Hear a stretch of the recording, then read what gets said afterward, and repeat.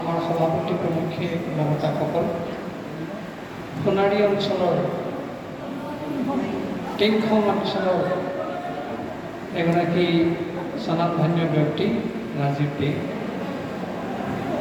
আমি জনাত তেখেত বাংলাভাষী মানুহ, কিন্তু অসমত থাকি অসমৰ জলবায়ুৰ লগত সম্পৃক্ত হৈ অসমীয়া ভাষা, অসমীয়া সংস্কৃতি, অসমীয়া জাতিৰ লগত তেখেতৰ মন প্ৰাণ একাত্ম কৰি তেখেত আজি অসমীয়া হৈছে।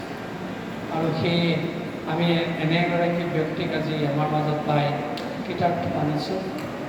তেখেতে যিখন কিতাপ লিখি উলিয়াইছে, আজি বঁটা প্ৰদান অনুষ্ঠানটোৰ লগত সম্পৰ্ক হোৱা কিতাপ।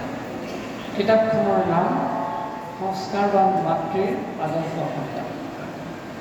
আজি বঁটাটোৰ লগত, উপাধিটোৰ লগত একেবাৰে খাপ খাই যোৱা কথা। এয়া আচলতে জুবিনৰ হিচাপে হৈছে। আৰু লেখাত কিতাপখন সৰু, কিন্তু আমি ভাবোঁ বৰ্তমান সময়ত অত্যন্ত প্ৰাসংগিক কথা এই কিতাপখনত সোমাই আছে।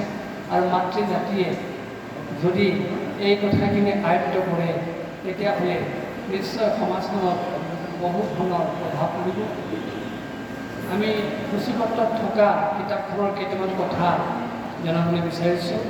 মাতৃগৰ্ভত সন্তানৰ গুণ কেনেকৈ বিকাশ হয়, মাতৃগৰ্ভত শূন্য আত্মাৰ আৱিৰ্ভাৱ, আদৰ্শ সন্তান প্ৰাপ্তিৰ বাবে পুৰুষৰ দায়িত্ব আৰু কৰ্তব্য, নাৰী হৈছে সমাজৰ মূল ভেটি, নিঃসন্তান দম্পতি আৰু গৰ্ভৱতী মহিলাৰ বাবে লাভকাৰী যোগ প্ৰাণায়াম, আমাৰ কৰ্ম ফলৰ প্ৰভাৱ, গৰ্ভৱতী মাতৃয়ে কেনে আহাৰ গ্ৰহণ কৰা উচিত ইত্যাদি বহু কথা ইয়াত তেখেতে সন্নিৱিষ্ট কৰিছে। আৰু এটা বিশেষ কথা আছে, বজাৰত পোৱা শিশু আহাৰ সৰ্বোত্তম মাতৃগুৰুত্ব, সুস্থ জীৱনৰ আধাৰ হৈছে আহাৰ নিদ্ৰা আৰু ব্ৰহ্মচৰ্য।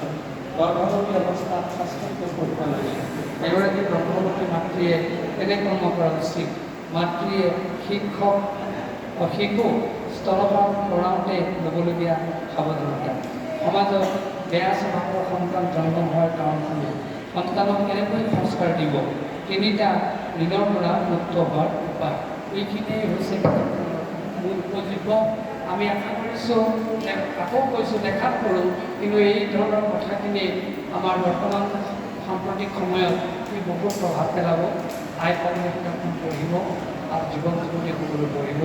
পুনৰবাৰ আমি ৰাজীৱ দে এনে প্ৰচেষ্টা কৰা হৈছোঁ আৰু গোবিন্দৰ চৰণত তেখেতৰ এই প্ৰয়াসৰ সৰ্বকাৰ সফলতাৰ অৰ্থে প্ৰাৰ্থনা জনাই এইখিনি কথাৰেই এই সংস্কাৰবান মাতৃৰ আদৰ্শ সন্তান নামৰ গ্ৰন্থখনি, সৰু গ্ৰন্থখনি আনুষ্ঠানিকভাৱে শুভ উন্মোচন কৰা হৈছে বুলি ঘোষণা কৰোঁ।